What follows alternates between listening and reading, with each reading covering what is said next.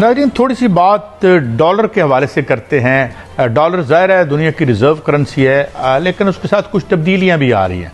America बहादुर के बारे में अब लोग कहते हैं कि एक लागर साम्राज्य जिसे कहा जाता है, वीकेंड एम्पीरियलिस्ट या एम्पीरियलिज्म कह सकते हैं उसको। लेकिन ये है कि हमने एक बड़ी इफेक्टिवली हमने एक डॉलर को रोक के रखा। इसकी स्लाइड थी, मगर कहा जाता है कि SIFC ने इसको इंटरवीन किया। और अब एक और ख़बर आई है जो तोला एसोसिएट्स की है, जो कि करेंसी में ही डील करते हैं, और उनका ये कहना है कि जी ये इसको IMF ने ऊपर रखा हुआ है, वरना ये 2011 या 2015 का हो सकता है। मियाँ साहब, ये तो बड़ी अच्छी बात है, लेकिन अब ज़ाहिर है IMF के चुंगल में हम ये 6-7 बिलियन डॉलर जो है जो वो हमने उनसे लेना है, तो हम नीचे तो इसको नहीं कर सकेंगे अगर IMF हमें इजाज़त नहीं देगा। तो क्या कहते हैं आप, और आपके पास क्या खबरें हैं? ये जो करेंसी मार्केट के बड़े खिलाड़ी हैं वो क्यों ये कह रहे हैं कि ये इसकी आर्टिफिशियली प्राइस ऊपर है से नीचे आना चाहिए? क्या खबर है आपके पास?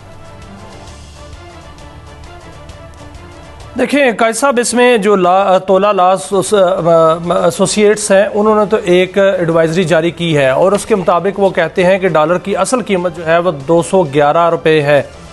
और इसहाक डार साहब ने पिछले दिनों कहा था कि 240 रुपये है, लेकिन हमने IMF को लिख कर दिया हुआ है कि हम डॉलर की कीमत नहीं कम करेंगे, और डॉलर की कीमत जो है वो इसी जगह पर रहेगी, 280, 287, 278 इस शरह में रहेगी। लेकिन देखने में ये आ रहा है कि पूरी दुनिया में डॉलर जो है वो सस्ता हो रहा है, और पाकिस्तान में भी डॉलर जो है वो सस्ता हो रहा है। वैसे भी तो नेचुरली हो रहा है, और जो डॉलर की स्मगलिंग है वो भी रुक चुकी है। SIFC ने बड़ा इस पर एफिशिएंटली काम किया है, और जो स्मगलिंग थी और जो मार्केट में डॉलर की कमी थी वो जो है वो ख़त्म हो चुकी है, और अब डॉलर के सस्ते होने का वक्त है। और डॉलर जो है वो सस्ता होगा वो इसलिए कि IMF के अलावा भी बहुत से ऐसे ज़राए हैं जिससे डॉलर को सस्ता किया जा सकता है। और इस हवाले से आपने देखा कि चंद दिन पहले जो वहाँ मीटिंग हुई थी कराची में, जिसकी सदारत जो है वो आर्मी चीफ ने की थी, और वहाँ पर ताजर हजरात जो है वो कारोबारी शख्सियात ने मीटिंग की थी, तो वहाँ पर जो मईशत के मुस्बत अशारिये हैं उनकी तरफ जो है वो ब्रीफिंग दी गई, और उनके बारे में उनसे मशवरे भी लिए गए,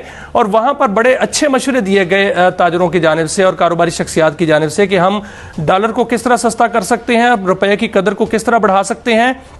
मुझे जो नज़र आता है कायद साहब के डॉलर जो है वो कम से कम 150 रुपये तक होना चाहिए, और होगा, क्योंकि जो डॉलराइजेशन है दुनिया भर में वो टूट रही है। आपने देखा कि पाकिस्तान और चीन के साथ जो हम दोनों मुल्कों के दरमियान करेंसी स्वैप है जो वो भी शुरू हो गया है, और उस पर IMF ने एक हद तक जो है वो रजामंदी का इजहार भी किया है कि 3 अरब डॉलर तक जो है वो हम स्वैप कर सकते हैं।